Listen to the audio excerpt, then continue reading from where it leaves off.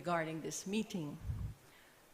In the interest of disclosure, I was given an official complaint letter yesterday during the course of the day, and I responded. With your indulgence, I'd just like to give my response to you so it forms a part of the record, but also to ensure that members on both sides are aware of the rules that are currently in the standing orders.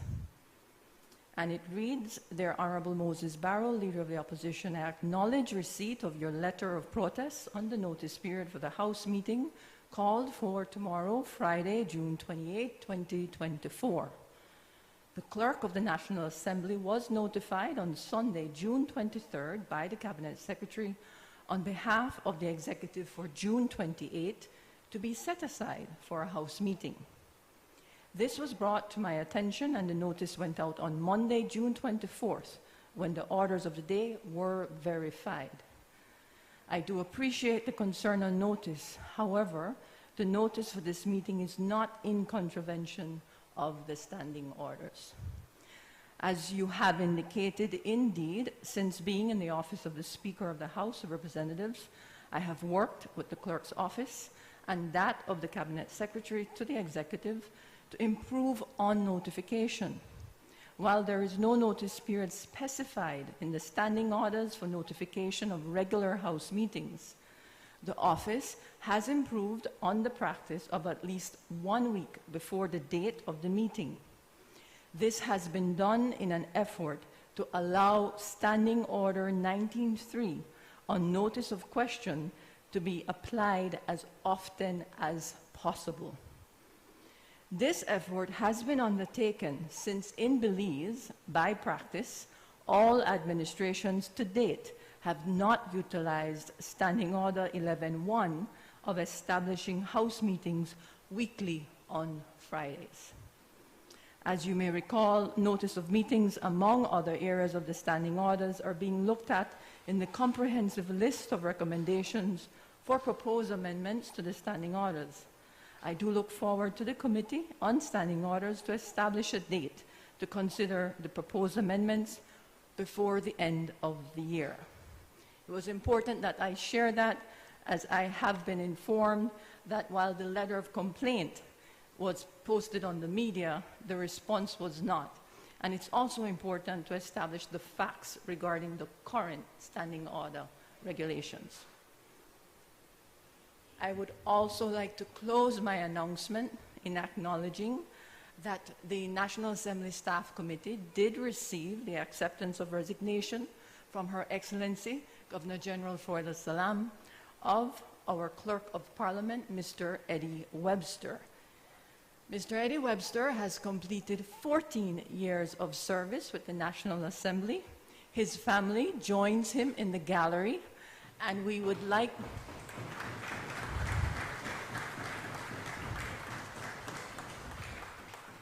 we would like to publicly acknowledge his years of committed service to the National Assembly of Belize. If you would allow me, please, a round of applause for the service of Mr. Eddie Webster.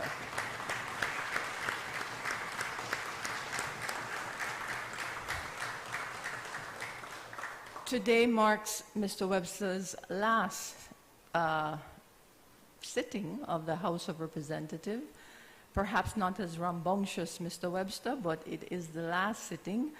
And his effective date is the 30th, but operationally, today would be the last day. Thank you, Mr. Eddie Webster.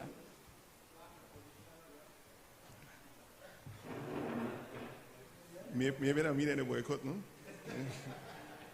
Papers. Allowed your indulgence, Madam Speaker? Sure. A number of things very quickly, Madam Speaker. Responding to the Leader of the Opposition's short notice, I think I will have to take some responsibility on that, but I was hoping that he would have been more understanding. Or I guess, I don't think the others are boycotting, it's only him boycotting. He's the only one that comes to House meetings.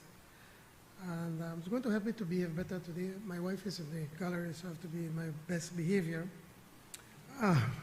But also, Madam Speaker, I was hoping that the leader would understand that we are 19 days away from a by-election in Toledo East, and that we all understand that whilst the work of the House cannot stop, we also need to do some campaigning.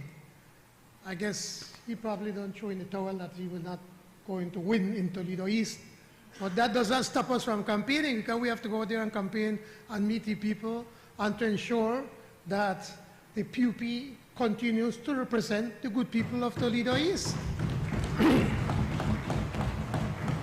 So I was hoping that you'd have been more understanding, but as his father once famously said, it is what it is. But also, Madam Speaker, allow me to welcome the members from the disability community who was here. I had the opportunity to go and say hi to all of them. And one of them was giving me good advice, telling me that I should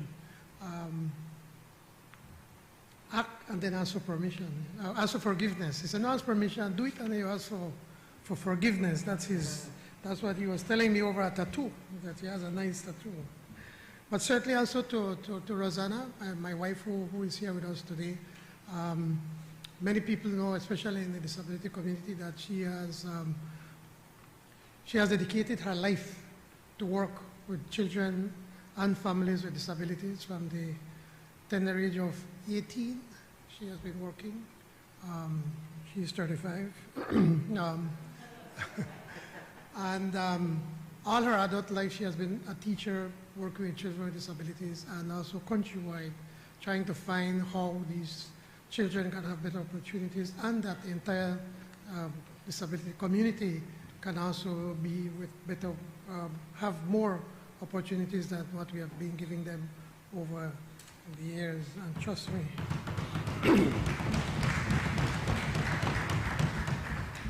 I do get a mouthful on that one, trust me on that. Also on the sexual harassment bill. But also, Madam Speaker, apart from that, this morning, the nation, we woke up to the sad news that we lost Jenny Lovell, the incomparable Jenny Lovell, who we all have seen on Channel 5 KTV. I think just earlier this week, she was also on live TV. That voice, we remember Marching Blues, when she's one of the most, I guess one of the most, probably the best album Belize has ever produced, with Frankie Reno. Just all of them were just little kids when it took out Marching Blues. And I wish that more and more Belizeans should be aware of that music. She was a national treasure, and I join others, our colleagues on this side of the House and the entire country, extending heartfelt condolences to her family and her friends and everybody who loved Jenny, especially since, again, as I said, because of her appearances on Channel 5. She loved singing and she loved Belize, and for this we are a grateful nation, and we thank her family for sharing Jenny with us. And may her soul and the soul of all the departed rest in peace. Thank you, Madam Speaker.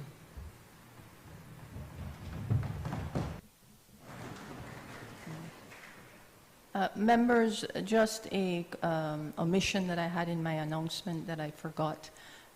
We did receive the official notices of absences for the honorable member from Cayo Northeast due to sick leave, and we also received the official notice of absence as per Standing Order 84 by the honorable member for Alberts due to her continued recuperation. I just bring this to the attention of all members that there is a Standing Order 84.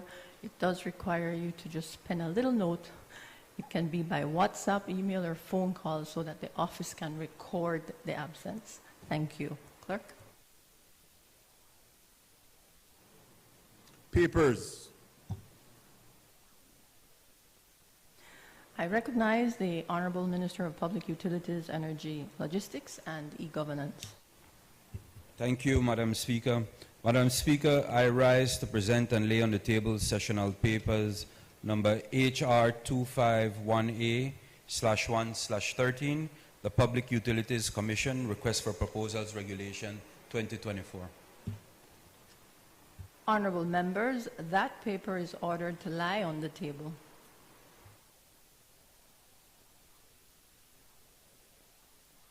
Presentation of report from Select Committee. I recognize the Honorable Chairperson of the Finance and Economic Development Committee. Madam Speaker, I rise to lay on the table reports number HR 252/1/13, report from the Finance and Economic Development Committee on the Insurance Amendment Bill 2024, number HR 253/1/13, report from the Finance and Economic Development Committee on the Southern Deport Development Facility Bill 2024. Thank you. Honorable members, those reports are ordered to lie on the table. I recognize the Honorable Chairperson of the Public Service, Labor, Industry and Trade Committee.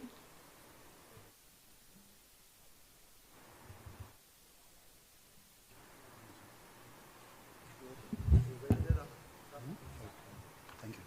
Yeah, morning, Madam Speaker. I rise to lay on the table reports on behalf of the Chairperson of the Public Service, Labor, Industry and Trade Committee.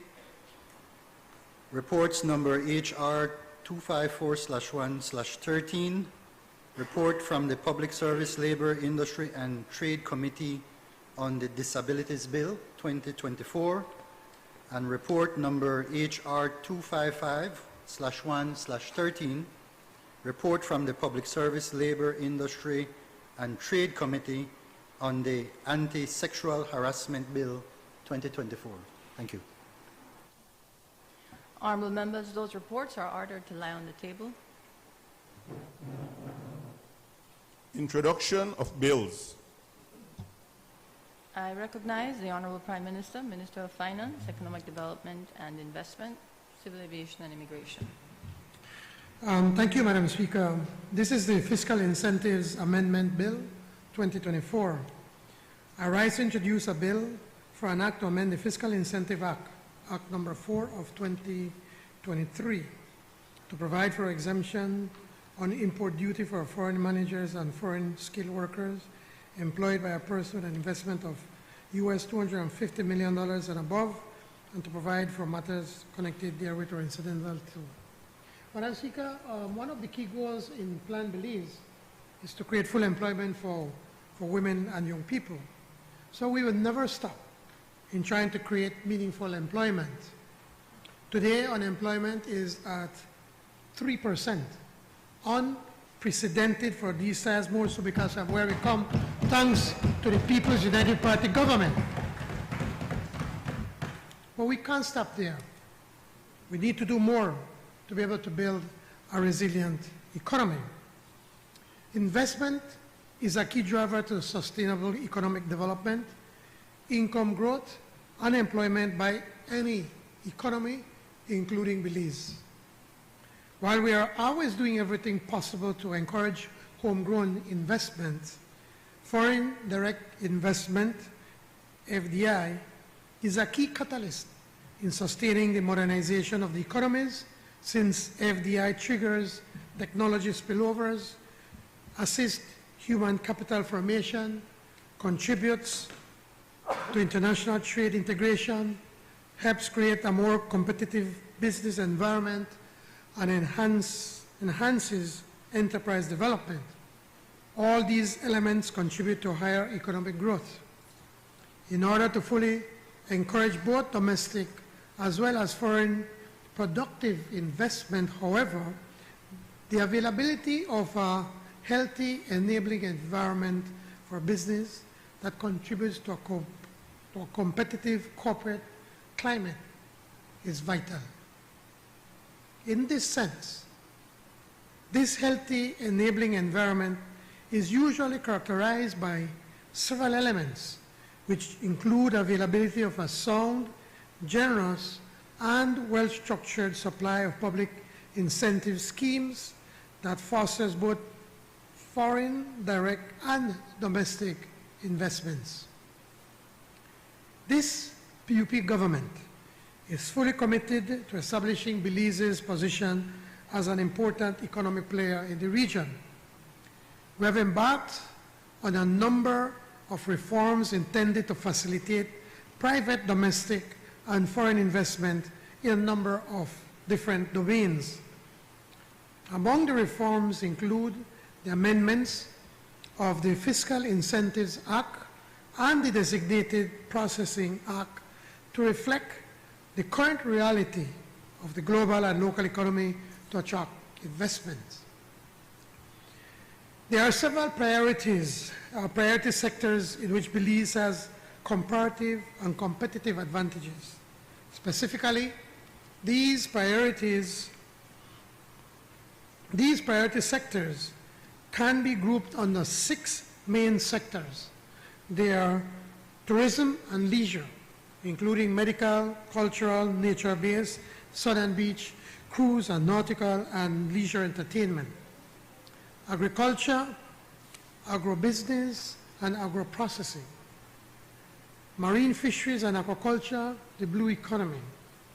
Light manufacturing, sustainable renewable energy, biofuels, green infrastructures, information technology and export services, including business process outsourcing, BPO, professional services, real estate, logistic, internet, and communication services.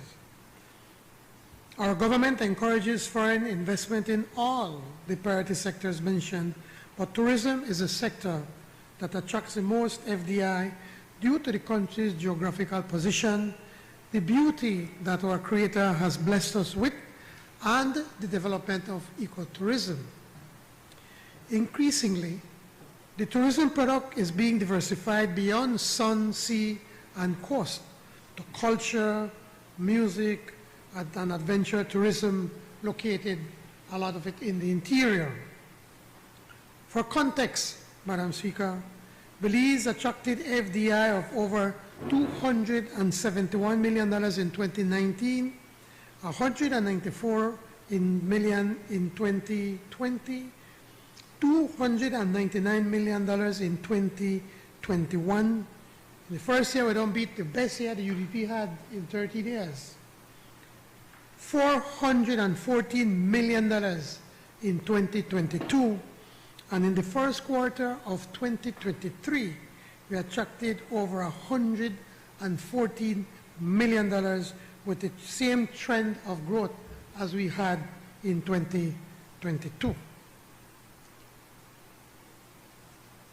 Our government's objective is to increase FDI, or foreign direct investment, even higher in 2024. In this context, we're amending the Fiscal Incentives Act to facilitate incentives to investments of $250 million US or above. Now, if you were to allow me, Madam Speaker, there are a number of reasons why we're doing this. The first one is the whole issue where the UDP tried to create this, trying to create a sort of misunderstanding, or trying to be able to accuse our government with the Portico investment, or the Portico group, about some sort of corruption taking place, with a definitive agreement. And a definitive agreement that they well know that they were the ones that wrote that definitive agreement. Their chairman of the United Democratic Party was deeply involved in writing that definitive agreement that was agreed by the committee, and I was told that was even sent to the then Prime Minister, that the then Prime Minister was informed about what was taking place. So they want to turn around and say as if we, our government, did something wrong when we did nothing. Now, from time to time, we have these huge investments in this country, and because of the size of the investment, we tend to give them other incentives that we do not usually give to the lesser in size investments.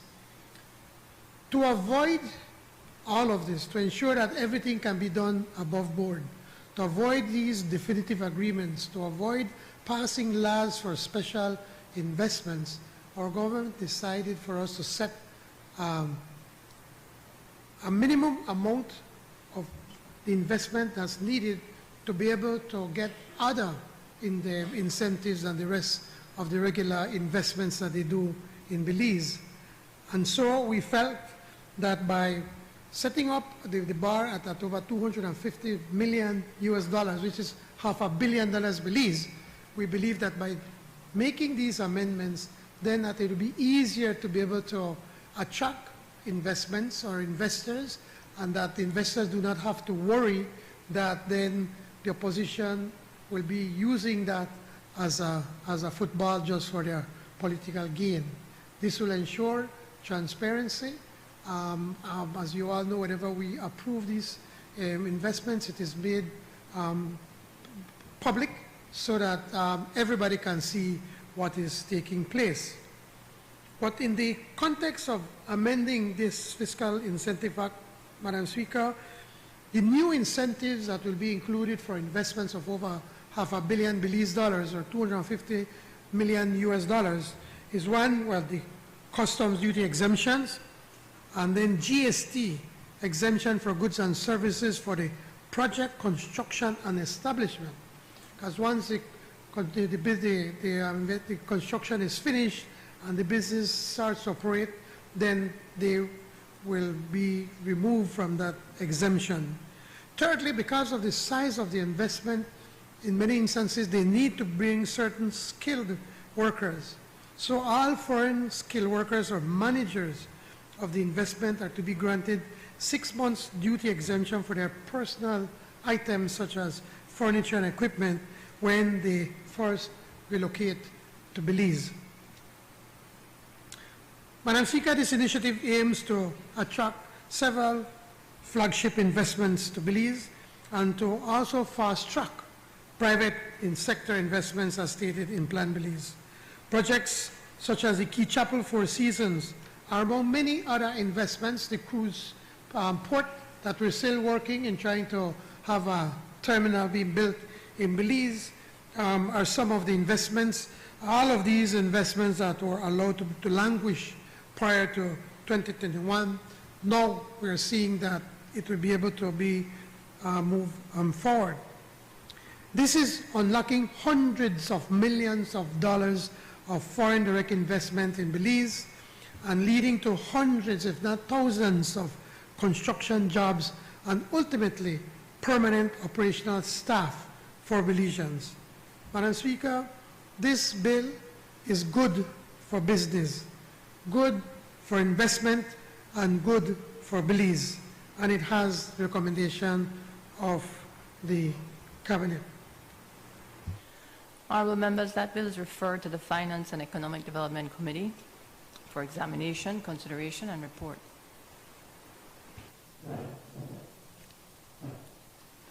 Bill for an act to amend the Fiscal Incentive Act, Act number 4 of 2023, to provide for the exemption on import duty for foreign managers and foreign skilled workers employed by a person with investment US $250 million and above, and to provide for matters connected therewith or incidental thereto.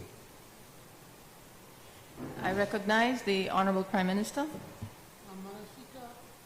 In accordance with Standing Order number 49-1, I move that the bill be taken through all its stages forthwith. Honourable members, the question is that the next stages of the bill be taken forthwith. All those in favour kindly say aye. Those against kindly say no. I think the ayes have it. I recognize the Honourable Prime Minister. Madam Speaker, this is the National Security Council Bill 2024.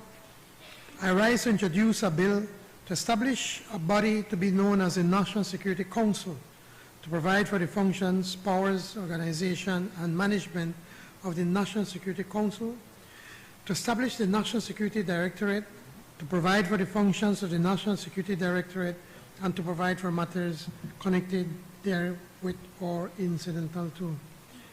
Again, Madam Speaker, if you will allow me, the National Security Council Bill outlines the functions, the powers, the organization and management of the National Security Council. It also establishes and provides for the functions of the National Security Directorate to assist the Council in executing its duties. Colleagues will know that since the mid-1990s, we have had what is called a National Security Council, as well as a National Security Directorate. However, neither of these was ever actually formalized. It was just there in practice. This NSC bill will create an institution that will help us to not only address some of the current national security problems, but also to prepare for issues and threats that may arise in the future. In its current configuration, it is an institution designed to address security concerns of the 1990s. It now needs to evolve to meet the wide range of internal and external threats that have evolved since the turn of the century. With the formalization of the National Security Council and the National Security Directorate within the new national security architecture, we will achieve three things. One, enhance interagency information sharing, collaboration, and coordination. Two, have a mechanism to proactively detect internal and external security threats and adopt measures to prevent these from adversely affecting our national security. And three, better allocate scarce resources and ensure that critical areas receive attention and funding both internally and from our international partners. What we are attempting to do is nothing new, it's nothing novel. Countries such as the United States, United Kingdom, and Australia have long found it necessary to legislate bodies like the National Security Council to oversee and coordinate national security efforts. We are a small country, so obviously the scale and range of threats we face are very different from theirs. What we need to better coordinate our national security efforts as much as they do. In Plan Belize, we talked about citizen security, and here at home, we must do all possible to protect our homeland. We on this side, and I'm confident colleagues from the other side, when they attend the next House meeting, I'm sure that are unwavering in our commitment to safeguarding Belize's security.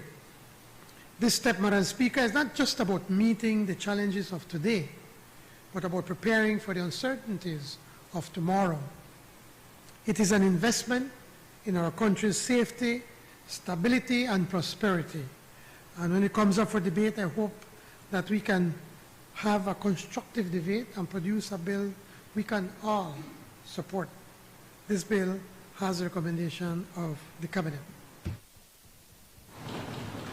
Honourable members, that bill is referred to the National Security and Immigration Committee for examination, consideration, and report.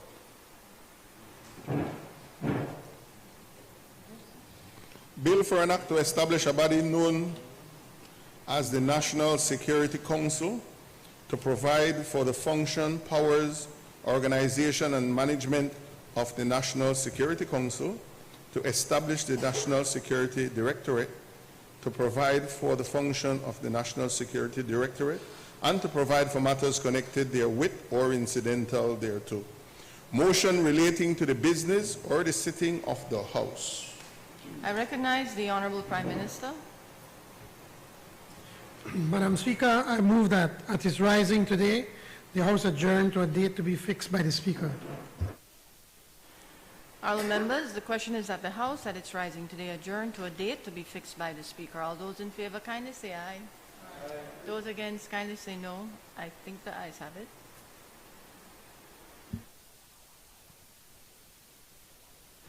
Public Public business, government business, motions. I recognize the Honorable Prime Minister, Minister of Finance.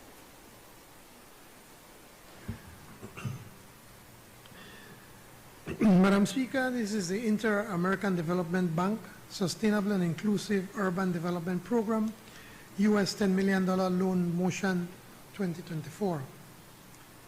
I move whereas Belize is a member of the Inter-American Development Bank, the bank is eligible for development assistance in the form of loans, grants, and technical assistance from the bank on such terms and conditions as may be agreed between Belize and the bank from time to time. And whereas the government of Belize has approached the bank for financial assistance to execute a sustainable and inclusive urban development program that will contribute to the sustainable urban development of municipalities in northern Belize, including Corozal, Oinjoctong, and San Pedro and Burgess Key, herein called the program. And whereas the program will consist of two components whose activities will, one, improve access to selected urban services, two, support local economic growth, and three, facilitate the social and economic integration of vulnerable populations, such as migrant population and women.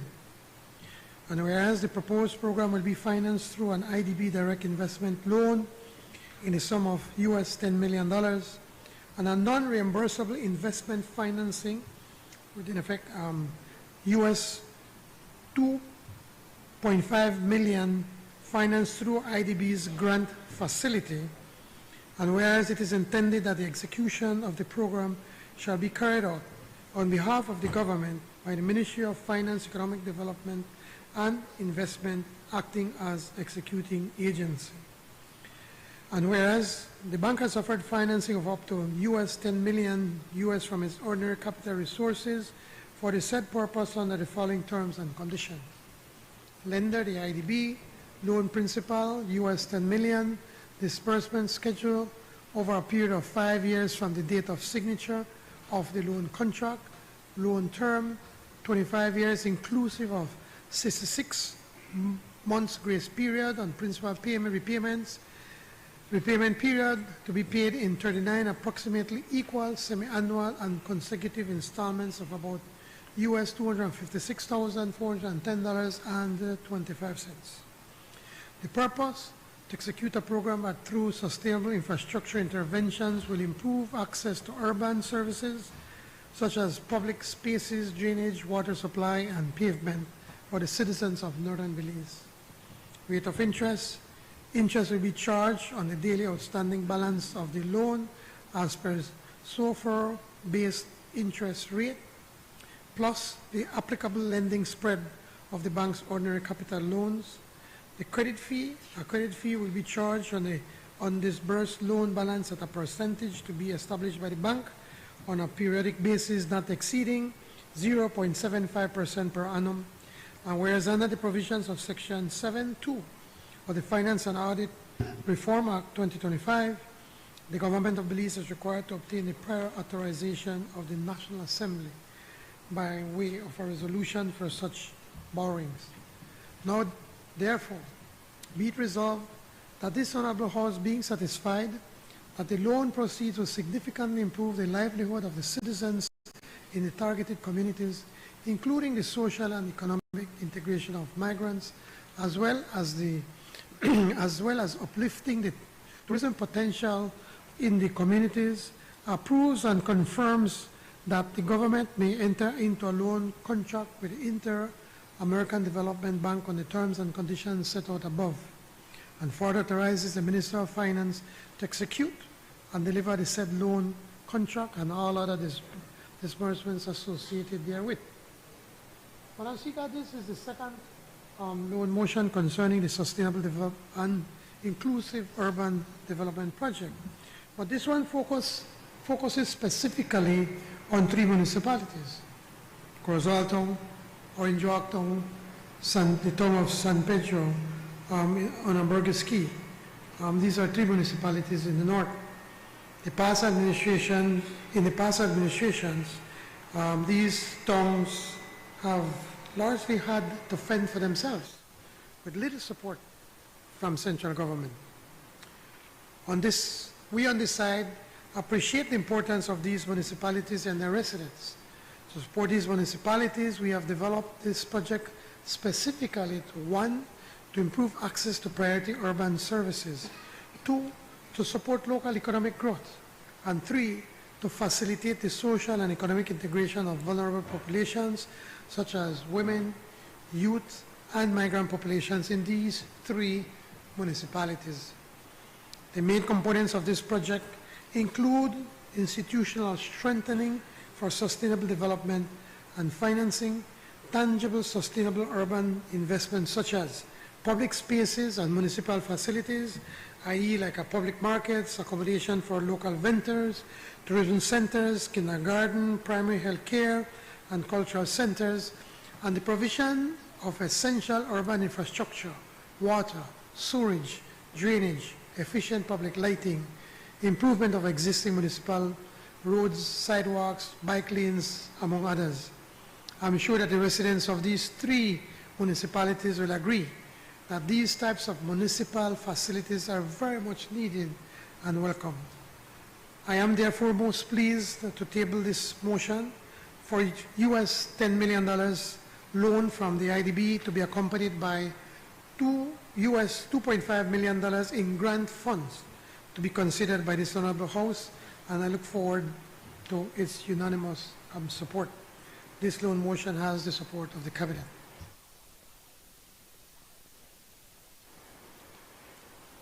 Honourable members, that motion is referred to the Finance and Economic Development Committee for examination, consideration, and report. I recognize the Honourable Prime Minister, Minister... and apologies. I proceeded because I did not see anyone stand up to debate this IDB motion. I'm confirming that there is no debate. Honourable members, that motion is referred to the Finance and Economic Development Committee for examination, consideration, and report. I recognize the Honourable Prime Minister and Minister of Finance, Economic Development and Investment, Civil Aviation and Immigration. Thank you, Madam Speaker. Should we send somebody over the other side? Julius?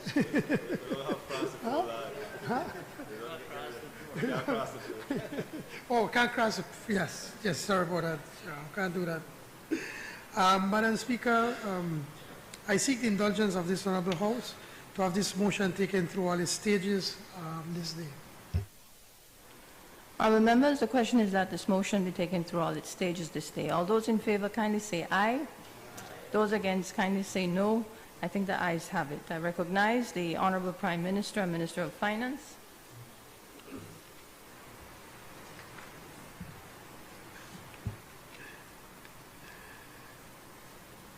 Madam Speaker, this is the Inter-American Development Bank improving efficiency, quality, and access in Belize's health system, US $14 million loan motion 2014. I have to find a way who could shorten all of this, Madam Speaker. It's very long. I move whereas Belize, as a member of the Inter-American Development Bank, the bank is eligible for development assistance in the form of loans, grants, and technical assistance from the bank on such terms and conditions as may be agreed between Belize and the bank from time to time. And whereas the government of Belize has approached the bank for financial assistance to execute a program whose objective will be to improving efficiency, quality, and access to Belize's health system, thereafter called the program. And whereas the program will consist of 2 components whose activities will, 1, improve the efficiency and quality of healthcare delivery, and 2, improve access to key healthcare services throughout the country by enhancing access to outpatient, inpatient, and long-term care. And whereas the proposed program will be financed through an IDB direct investment loan in the sum of US $7 million from the bank's ordinary capital resources, a direct investment loan in the sum of US $7 million from the resources of the Korean Infrastructure Development Co-Financing Facility for Latin America and the Caribbean, KIF, and a non-reimbursable investment financing for US $3,360,000 financed through the IDB's grant facility. And whereas it is intended that the execution of the program shall be carried out on behalf of the government by the Ministry of Health and Wellness acting as executing agency. And whereas the bank has offered a total financing of up to US $14 million to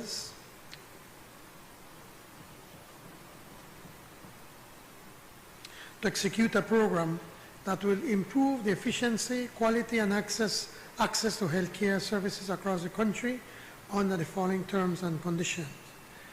Loan principal amount, the funds from the OCR of the Inter-American Development Bank. The principal amount is US $7 million. Disbursement schedule over a period of 5 years from the date of signature of loan contract. Loan terms, 25 years, inclusive of 66 months grace period on principal payments. Repayment period, 39 approximately equal semi-annual and consecutive installments of about US $179,487.18. Rate of interest. Interest will be charged on the daily outstanding balance of the loan as per the SOFR based interest rate, plus the applicable lending spread for the bank's ordinary capital loan. Credit fee. A credit fee will be charged on the undisbursed loan balance at a percentage to be established by the bank on a periodic basis, not exceeding 0.75% per annum. B, the funds from the Korean Development Co-Financing Facility for Latin America and the Caribbean Bank through IDB. The principal loan is $7 million US. The disbursement schedule over a period of 5 years on the date of signature of the loan contract. The loan terms, 25 years, inclusive of 84 months grace period on principal repayments.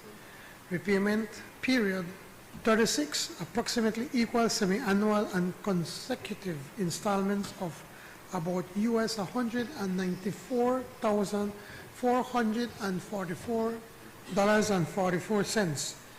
For the web by Bolido, 44. And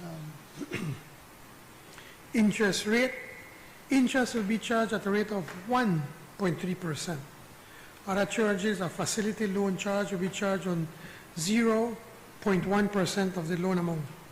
And whereas under the provision of Section 7.2 of the Finance and Audit Reform Act of 2005, the government of Belize is required to obtain the prior authorization of the National Assembly by way of a resolution for such borrowings. Now, therefore, be it resolved that this Honorable House, being satisfied that the loan proceeds will significantly improve the health of the population in Belize, approves and confirms that the government may enter into a loan contract with the Inter-American Development Bank on the terms and conditions set out above, and further authorizes the Minister of Finance to execute and deliver the said loan contract and all other documents associated therewith. As I said, Madam Speaker, earlier you may recall, earlier this year, the World Bank completed and presented to the public its first ever public expenditure review on Belize. For many years, the World Bank has diligently pursued conducting this review, but prior administrations have declined to disclose its financial records for review. This PUP government is unwavering in our commitment to transparency and accountability in public finance. We're also committed to maximizing the value of every tax dollar. That is why we willingly agreed to allow the World Bank to conduct a public expenditure review. Reflecting this administration's policy consideration, the World Bank, at our request, gave particular attention to education, health, and climate change expenditures. The comprehensive review conducted by the World Bank Group shed light on critical areas warranting attention and improvement in Belize's fiscal landscape. Likewise, the review provided useful recommendations that serve fundamental policy objectives. Among other things, in the health sector, the report rightly identified that during the period of review ending 2020, while Belize spent more per capita relative to other countries in the region, increased public investment, unfortunately, corresponded with diminished performance yield, subpar results. We spend more money, but we get less in return. Mind you, that happened under the previous administration. Maybe that's why they didn't want the World Bank to do the review, because they knew what was the review would have said. Furthermore, the top 3 cases of death in Belize were related to non-communicable diseases such as heart disease, diabetes, and stroke. There's also an acute shortage of healthcare workers, especially in the rural areas. In light of these findings, my administration has taken the policy position not to spend less, but rather to invest more. That is to say, invest more smartly to achieve improved efficiency in spending and far better value for money while improving health outcomes. I'm therefore pleased to table this loan motion for the approval by this honorable House for the conclusion of a US $7 million loan from the Inter-American Development Bank, the IDB, to improve efficiency, quality, and access in Belize's health system. And this also includes another highly concessionary financing of 14 million Belize dollars, or US $7 million, at the interest rate of 1.3% per annum through funding provided under the Korean Infrastructure Development Co-Financing Facility, KIF. Madam Speaker, I must pause to point out that on the previous government, Belize did not have access to the Korean Infrastructure Development Co-Financing. It is through the efforts of the Foreign Ministry and my office that we went to Korea on 2 occasions to be able to talk to the government.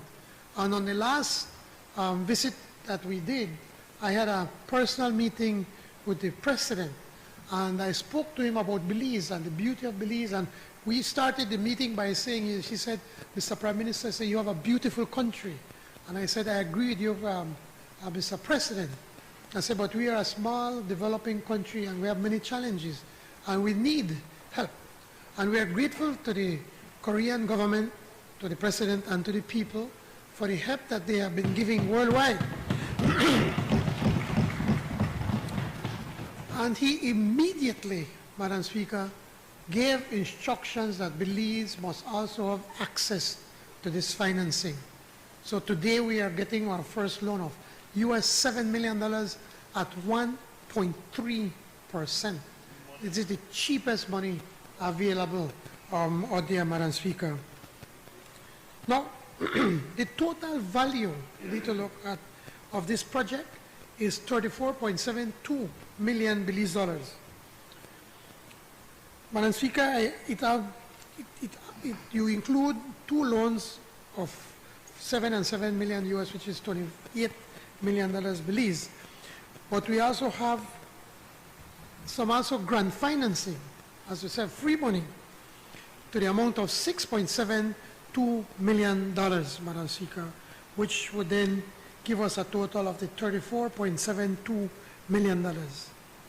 This project, as I mentioned earlier, will be implemented by the Ministry of Health and Wellness over 5 years, and the overall objective is to improve the health of Belizeans and residents through increased efficiency and quality of health care and better access to key health services.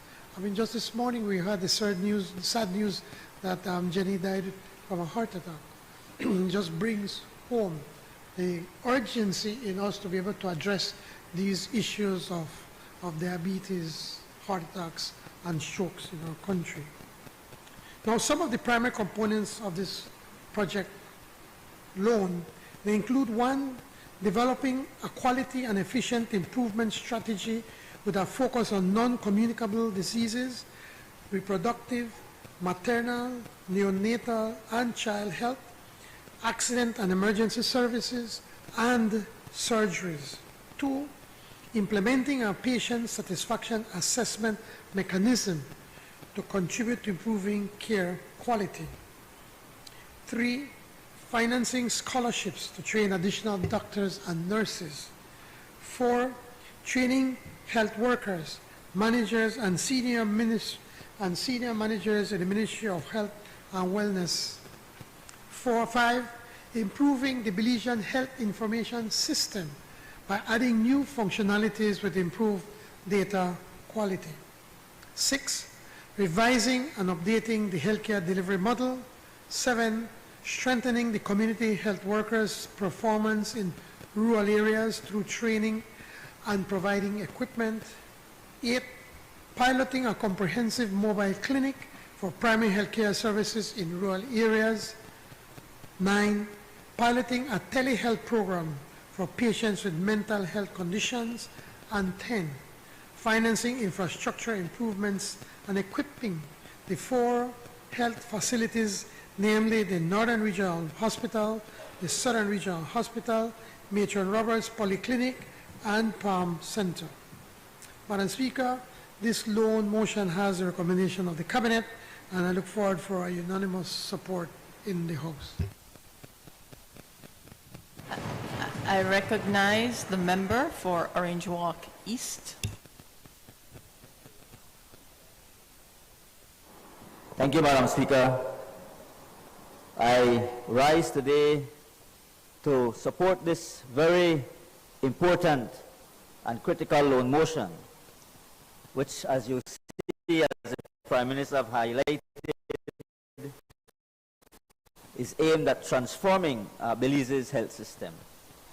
But, Madam Speaker, this motion is not just merely about financial figures. It's about the health and well-being of our people. It is about ensuring that every Belizean, regardless of their location or circumstances, has access to the best possible health care. The Prime Minister, in his presentation, pointed out some of the components that this loan will have. And one of them is the digital health, Madam Speaker. As you know, the cornerstone of our government's initiative, under the leadership of our Prime Minister, is the digital transformation of this country. And digital health is one of that initiative for the ministry. The future of healthcare, Madam Speaker, lies in the integration of digital technologies. And under this component, we aim to strengthen the Belize health information system, to develop a more comprehensive framework for telemedicine, starting with the pilot program focused on mental health services. This will enable us, Madam Speaker, to provide essential mental health support to those in remote and underserved areas, breaking down the geographical barriers that have long hindered to access. In addition, Madam Speaker, we will fortify the digital infrastructure in the Northern region, the Southern region, and the Palm View Center. And by doing this, we will ensure that our healthcare facilities are equipped with advanced technology capable of delivering high-quality care efficiently and effectively. The other area, Madam Speaker, is the area of the quality and efficiency improvement strategy. And as highlighted by the Prime Minister, the human resource capabilities.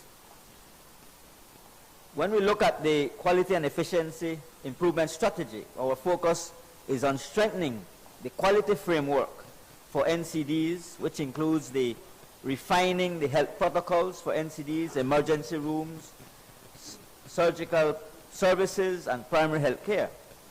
This will also ensure, Madam Speaker, that every patient receive consistent, high-quality care regardless of where they are treated. But equally important is the issue of our human resources. We recognize that a well-trained healthcare workforce is the backbone of any robust health system. we will be sending a cohort of psychiatric nurse practitioners to pursue master's level training at the University of the West Indies.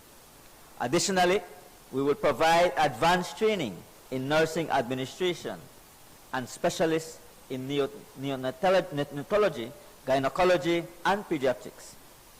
These initiatives, Madam Speaker, will enhance the skills of our healthcare workforce, ensuring that they are equipped to address a wide range of health issues with expertise and confidence.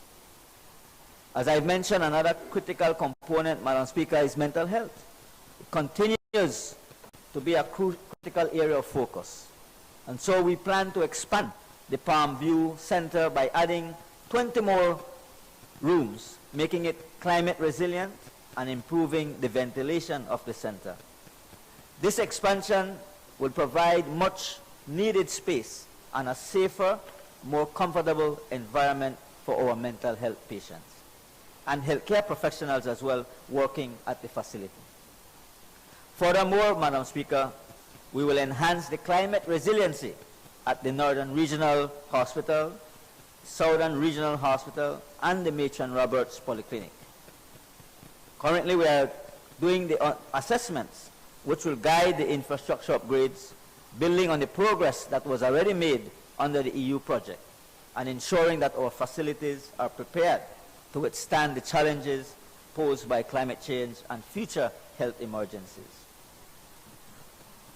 Another exciting component that this is also introducing, Madam Speaker, is the piloting of the extended integrated mobile service. These mobile units will be equipped with a mini lab, a pharmacist, a nurse, a doctor, and a health educator. They will be providing comprehensive healthcare services, including laboratory tests and diagnostic services, such as mobile ultrasound. These initiatives, Madam Speaker, will bring essential healthcare service delivery directly to the communities, particularly those in hard-to-reach areas, ensuring that no Belizean is left behind. As the Prime Minister also pointed out, this loan also includes a grant component that addresses the health needs of our migrant population.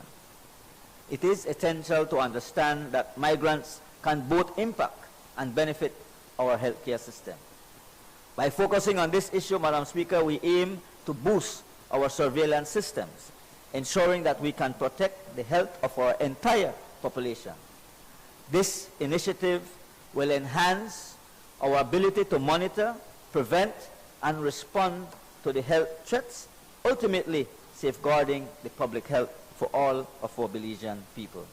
So, Madam Speaker, on behalf of the Ministry of Health and Wellness, we want to wholeheartedly support this motion because we are making a profound investment in the health and wellness of our people.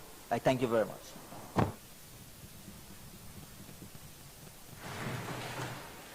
Honourable members, that motion is referred to the Finance and Economic Development Committee for examination, consideration, and report. I recognize the Honourable Prime Minister. Madam Speaker, I seek the indulgence of the Honourable House to have this motion taken through our stages this day. And also, Madam Speaker, just very quickly before I forget, the DPM in the next House meeting will give a more comprehensive report on the meetings we had with the diaspora, in particular the land clinic and the immigration clinic. They were a massive success. We helped hundreds of Belizeans in the diaspora. So I want to put on record our appreciation for the work that both the people at the Natural Resources, at Lands, and Immigration did while they were there, because it was no holiday. They were working all day till late at night. So, but the next House meeting, the DPM will give a more comprehensive report. Thank you, Madam Speaker. Honourable members, the question is that this motion be taken through all its stages this day. All those in favour, kindly say aye. Those against, kindly say no. I think the ayes have it. I recognize the Minister of Home Affairs and New Growth Industries.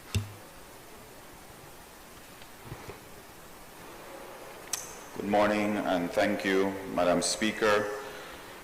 Madam Speaker, kindly allow me the opportunity to join the Prime Minister in extending a warm welcome to our special envoy, Mrs. Briceño, along with other guests in the gallery here today, all of whom I'm sure eagerly awaiting the passage of the historic Disabilities Bill today.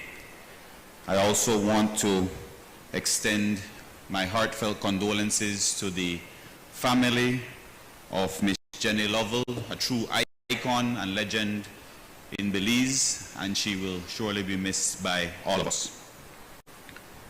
Madam Speaker, this is a resolution extending the proclamation declaring a state of public emergency in certain parts of Belize City and certain parts of the Cayo District Motion 2024.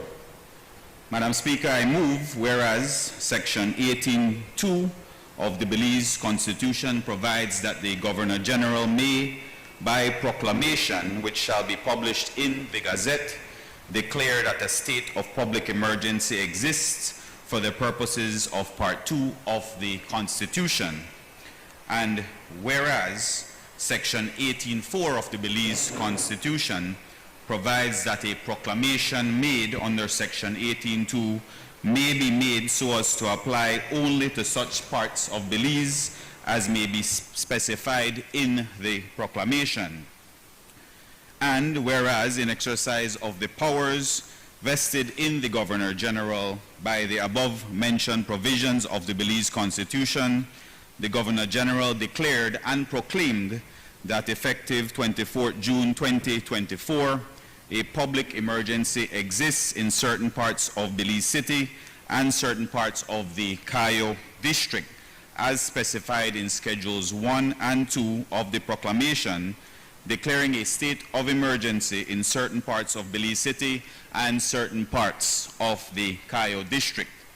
And whereas Section 18(5) of the Belize Constitution provides that a proclamation made by the Governor General for the purposes of and in accordance with Section 18 of the Constitution shall, unless previously revoked, remain in force for a period not exceeding 1 month, but may be extended from time to time by a resolution passed by the National Assembly for further periods not exceeding, in respect of each such extension, a period of 12 months, and may be revoked at any time by a resolution of the National Assembly. And whereas it is necessary and expedient that the said proclamation should be extended for a further period of 2 months. Now therefore be it resolved that this Honorable House extends the proclamation declaring a state of emergency in certain parts of Belize City and certain parts of the Cayo District, made by the Governor General on the 24th of June 2024 for a period of 2 months.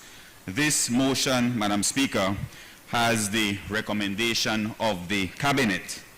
And by way of explanation, Madam Speaker, we have arrived at a point where decisions, swift and certain, must be made to ensure that our Belize remains on track to be the best country in which to grow up and raise a family.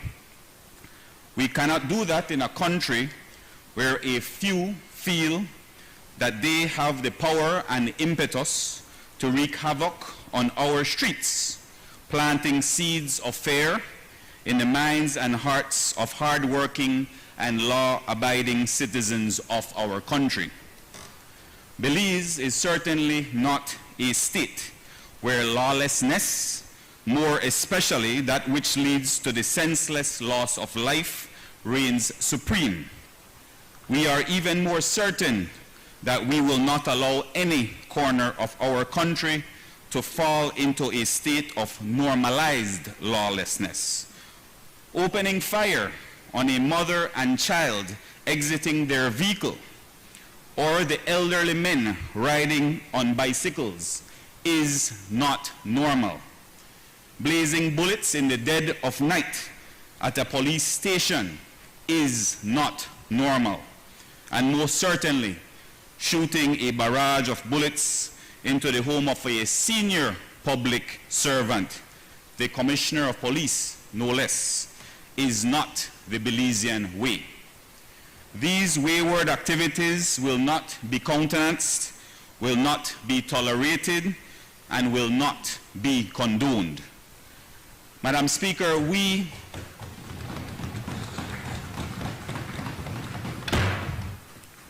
at the Ministry of Home Affairs have quickly sprung into action with the assembly of a coordinated task force that pulls together the resources and expertise of major crimes, the Criminal Investigative Branch, Special Branch, and the Gang Intelligence Investigation and Interdiction Units to look with fresh eyes into the recent tyranny of gang and gun violence.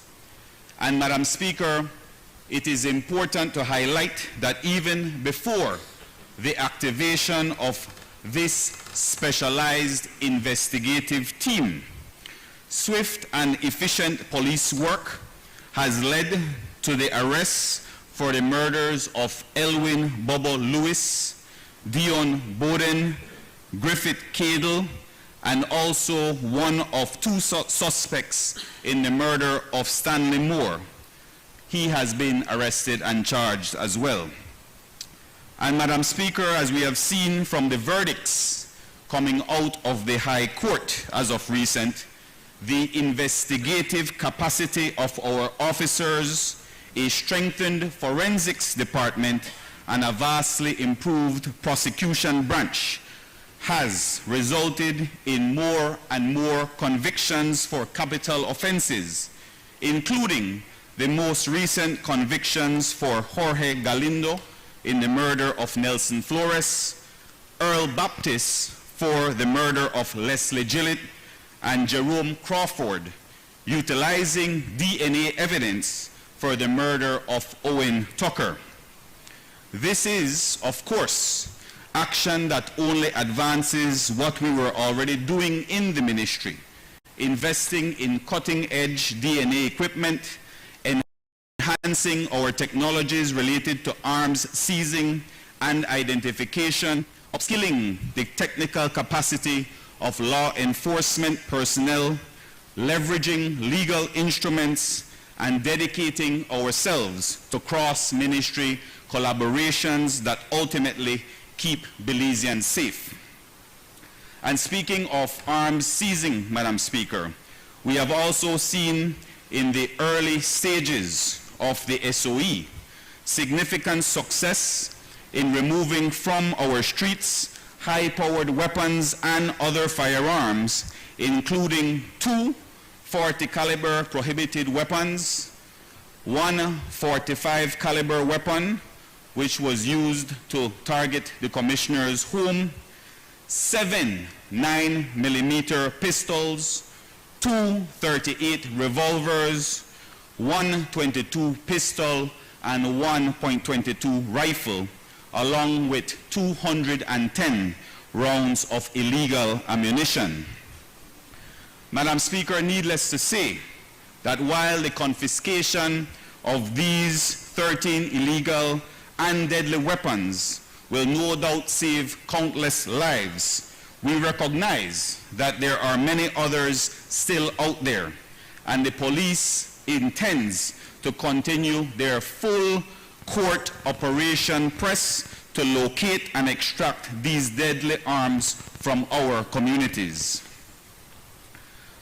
Madam Speaker, we also recognize that crime and violence in this region is a multifaceted issue, one that CARICOM heads of government, including Belize, has named a public health crisis. The burden of crime is one thing that the government must bear, and that of crime control is another. We have pivoted and broadened our view that the crime rate doesn't account for the qualitative losses to our society, the peace of mind to traverse our neighborhoods, the joy that comes with seeing our children enjoy summertime in the parks, the absence of fear of victimization. This is why we continue to invest heavily in deterrence to increase the collective efficacy of our anti-crime strategies. While we stabilize the security of our streets with the tool of a state of emergency, we must also recognize the positive long-term feedback that comes with making sure no one is left on the margins. We must recognize the vulnerabilities faced by some of our communities that create optimum ecology for gang culture and crime to thrive. This is why programs like those of the Leadership Intervention Unit, which provide economic, educational, and social opportunities to its participants, remains important. This is why our Plan Belize makes social inclusion paramount, as exhibited through our continued rollout of national health insurance, continued commitment to free secondary education, and increasing in the mandatory age to attend school, and increase minimum wage, and ongoing land clinics that put Belizean lands into Belizean hands, providing opportunities for upward social mobility for Belizeans in every nook and cranny of our beautiful country. Madam Speaker, we know that a state of emergency is not a permanent solution. We also know that it is not the only solution. We are a government that securitizes with socially conscious eyes. We synergize to ensure that all facets of our criminal justice operations contribute to a Belize that briskly marches us toward that co-created vision where Belize is the best place in which to grow and raise a family. Madam Speaker, this motion has the support of Cabinet. Thank you.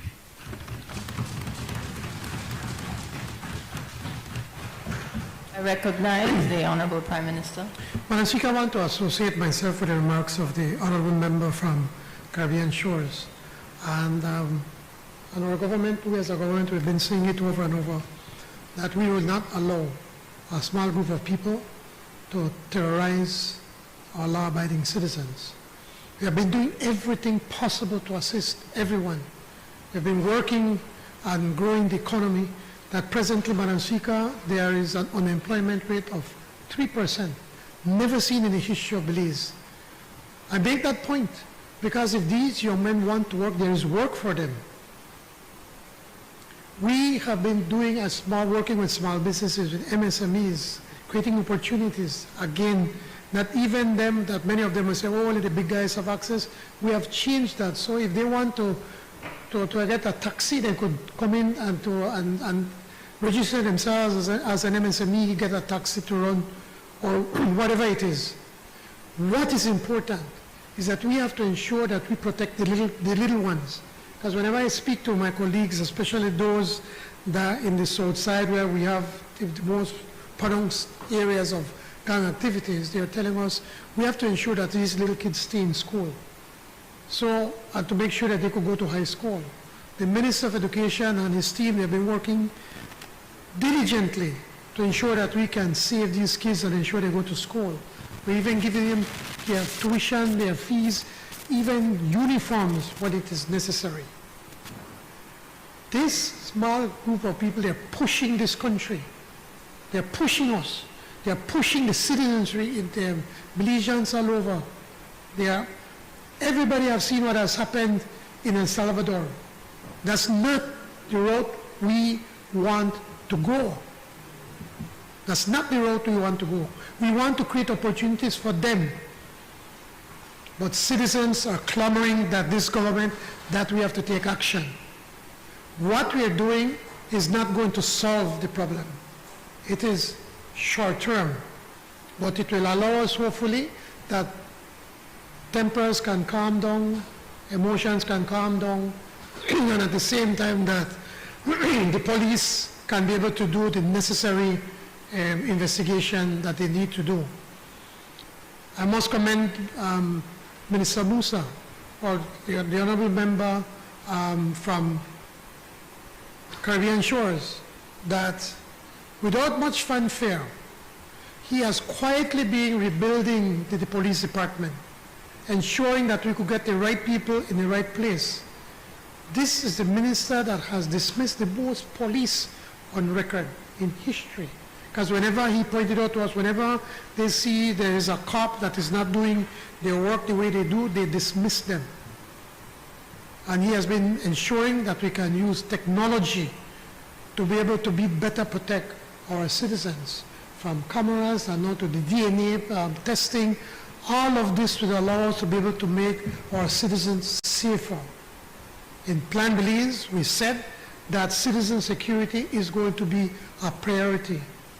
That was not just words, it's something that we mean, and we're showing the action on that, Madam Speaker.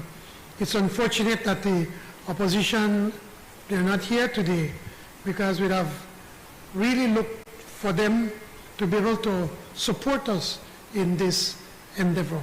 Thank you, Madam Speaker.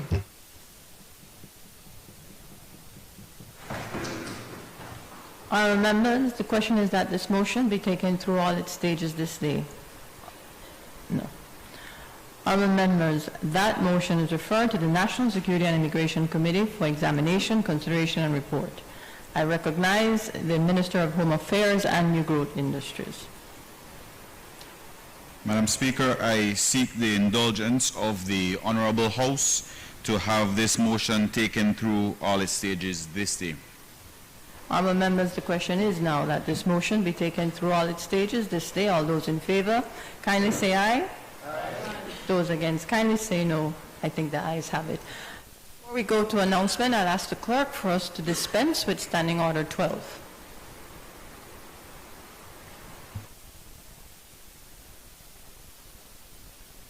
Madam Speaker, in accordance with Standing Order 12.8, I move that the proceedings on the order paper may be entered upon and proceeded with at this day's sitting at any word opposed. All members, the question is that the proceedings on the order paper may be entered upon and proceeded with at this day's sitting at any hour, though opposed. All those in favour, kindly say aye. Aye. Those against, kindly say no. I think the ayes have it.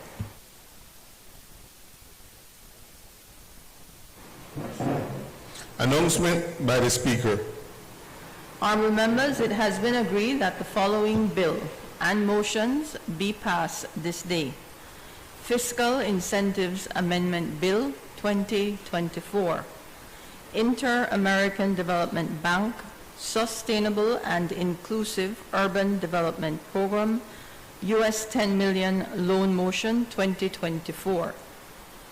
Inter-American Development Bank Improving Efficiency, Quality and Access in Belize's Health System, US $14 million Loan Motion 2024, and Resolution extending the proclamation declaring a state of public emergency in certain parts of Belize City and certain parts of the Cayo District Motion 2024.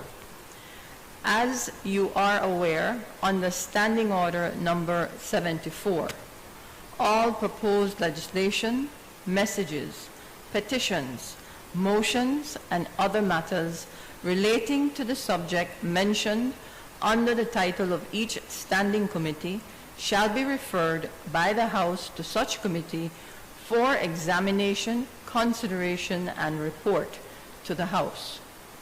For this to be done, other than by suspension of standing orders, is for me to suspend today's sitting to enable the Finance and Economic Development Committee and the National Security and Immigration Committee to examine, consider, and report to the House on the bill and motions. All those in favor, kindly say aye. Aye. Those against, kindly say no. I think the ayes have it. The sitting is therefore suspended until the Finance and Economic Development Committee and the National Security and Immigration Committee have concluded their business.